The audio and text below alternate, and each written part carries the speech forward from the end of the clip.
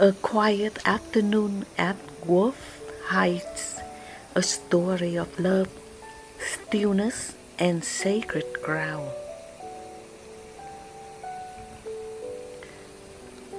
It was one of those afternoons when neither of us needed much, just a quiet walk, a little sunlight, and a place to breathe. So we took a small detour from our usual weekend routines and found ourselves pulling into a tree-lined entrance of Wolfe Heights Estates, just outside of Sacramento. We hadn't planned to attend a tasting or a tour. We didn't have a reservation. We just simply wanted to see this place, a peaceful vineyard tucked away from the world. A place some describe as Napa without a drive, but others more quietly call it a sanctuary. The wrought-iron gates opened into what felt like a different world. Even before we stepped out of the car, there was a sense that something sacred lived here, something calm and rooted. The road curved through olive trees, shimmering in the breeze, past soft green lawns and clusters of tall willows that swayed like they were whispering secrets to each other. We walked slowly, taking it in like a deep breath. There was no crowd, no music playing, no rush, just the sound of the wind, the rustle of leaves, and gentle trickle of water in the distance. Drawn by the sound, we wandered further, and that's when we saw it. A small serene pond surrounded by willows and rose bushes, with a waterfall tucked in the corner. The water spilled softly over the rocks, flowing into the pond below. The entire space felt like it had been designed not just for beauty, but for healing, for presence, for love. We watched the way the sunlight caught the ripples.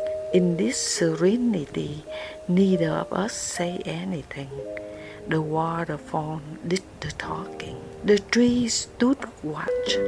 We were simply there, with each other, with the breeze, with the gift of stillness.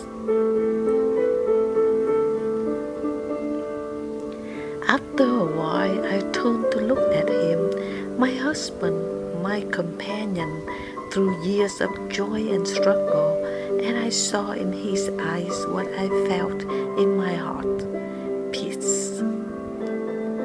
Wolfe Heights had a way of disarming you, of stripping away all of the clutter until only the most important things remain.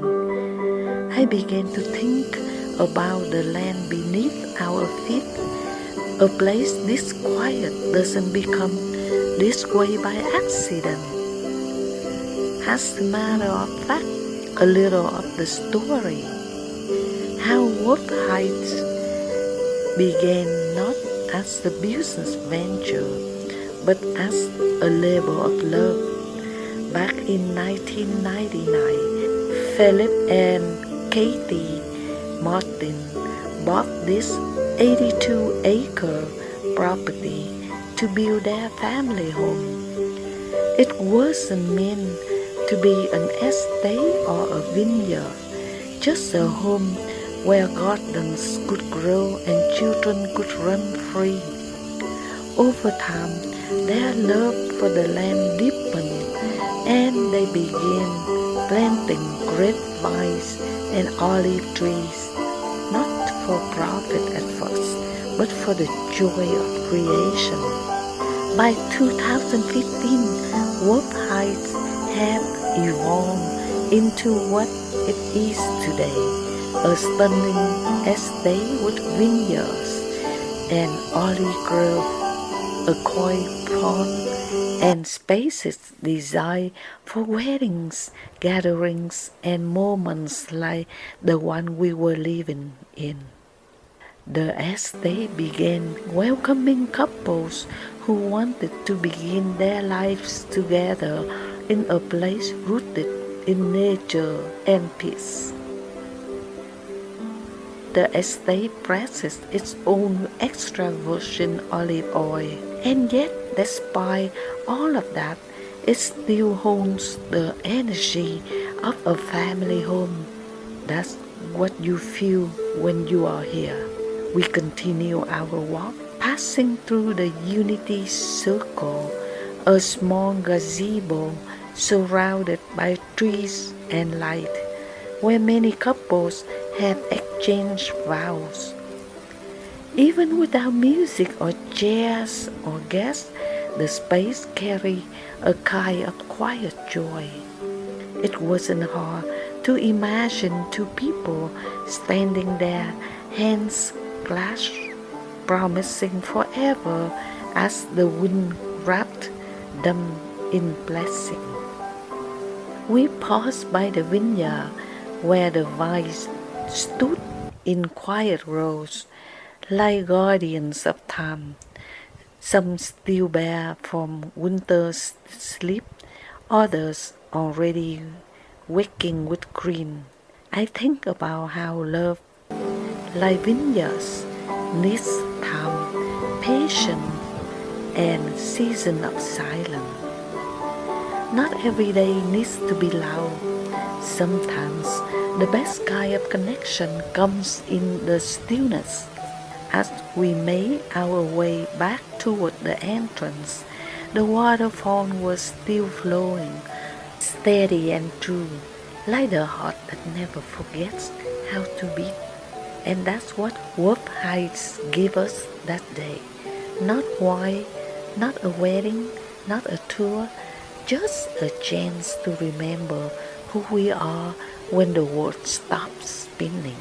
A moment of stillness that somehow fills us with more gratitude. Gratitude for the land, for the vision of people who built this place, and for the simple joy of walking beside the one you love. We drove away without fanfare, no souvenirs in the hand, but something in us has shifted.